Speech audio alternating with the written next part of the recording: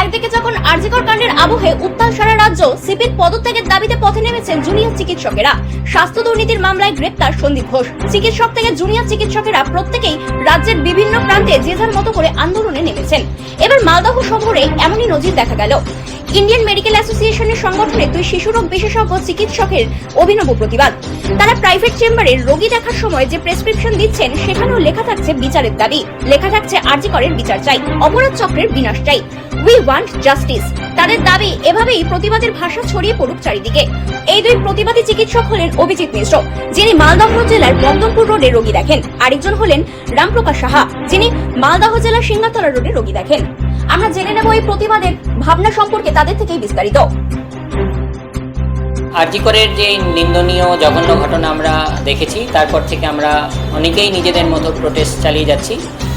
এই আমরা নতুন উদ্যোগ, এটা শুধু নতুন নয়, অনেক দিন ধরে অনেকে আবার ইউজও করছেন। আমরা মালদার অনেক চিকিৎসক নিজেদের প্রেসক্রিপশন প্যাডে আরজিকরের বিচার চাই এবং এর জন্য যত যেন হচ্ছে তাড়াতাড়ি এটার সুবিচার হয়, অপরাধীরা যেন ধরা পড়ে, যতক্ষণ না পর্যন্ত জাস্টিস সার্ভ হচ্ছে ততক্ষণ পর্যন্ত আমাদের এই প্যাডে এই স্ট্যাম্পটা মেরে আমরা নিজেদের প্রতিবাদ চালিয়ে যাব বলে আমরা এটা ঠিক করেছি। কালো ব্যাজ পরা এবং হচ্ছে এই স্ট্যাম্পটা মেরে আমরা এই প্রতিবাদ চালিয়ে যাব।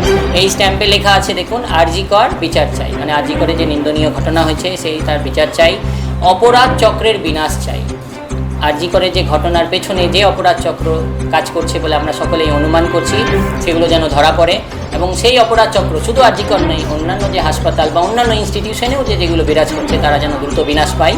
এবং উই ওয়ান্ট জাস্টিস, এটা লেখা আছে, justice delayed is justice denied. Already অনেক দিন অতিক্রান্ত হয়েছে, আমরা সবাই চাই যেন খুব শীঘ্রই আমাদের অভয়ার বিচার হোক, অভয়ার যে কাণ্ড হয়েছে তার যেন বিচার হোক এবং যারা দোষী তারা শাস্তি পান।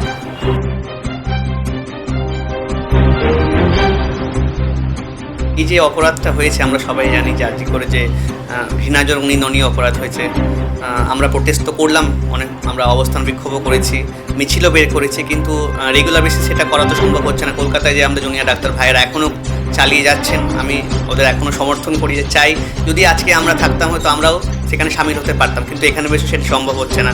তাই আমরা ভাবলাম যতটা আমরা পাবলিকের কাছে জনতার কাছে পৌঁছতে পারি তার জন্য এই সিদ্ধান্তটা যে আমরা যদি প্রেসক্রিপশন প্যাডে দিতে পারি, কিছুটা হলো লোকের মধ্যে সচেতনতা, এরকমই লোকেরা যথেষ্টভাবে আমাদের সমর্থন করে চলেছে। আমরা চাই আমরা আরও যেন সমর্থন পাই বা লোকে আরও সচেতন হোক বা যেন বেশি প্রেশার আমরা ক্রিয়েট করতে পারি প্রশাসনের উপরে, যেন যারা প্রকৃত অপরাধী তারা শাস্তি পাক। ঠিক আছে। আর সিবিআইয়ের কথা যেটা বলি, সিবিআই তো অ্যারেস্ট করেছেন, কিন্তু এখনও যে মেন কালপ্রিট সেটা হয়তো ধরা পড়বে সেটা আশ্বাস রয়েছে। অবশ্যই সময় লাগছে, বাট ধরা তো অবশ্যই পড়বে।